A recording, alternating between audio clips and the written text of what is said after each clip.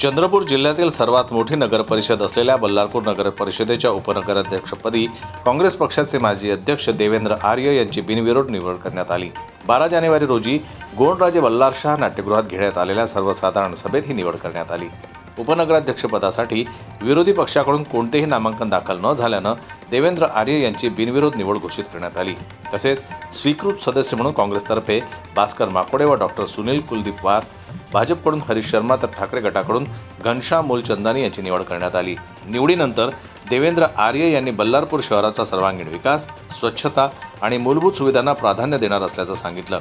तसेच खासदार प्रतिभाताई धानोरकर, आमदार विजय वडेट्टीवार, जिल्हाध्यक्ष सुभाष धोटे यांच्यासह सर्व पदाधिकारी व नगरसेवकांचे त्यांनी यावेळी आभार मानले।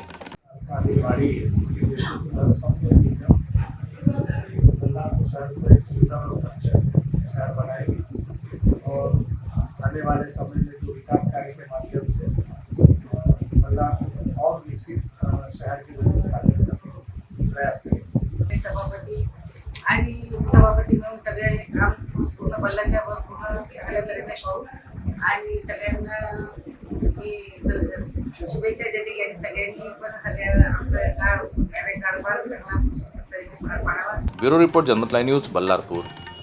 मराठी बातम्यांसाठी जनमत लाईव्हला लाईक करा, सबस्क्राईब करा आणि बेल आयकॉनला दाबायला विसरू नका।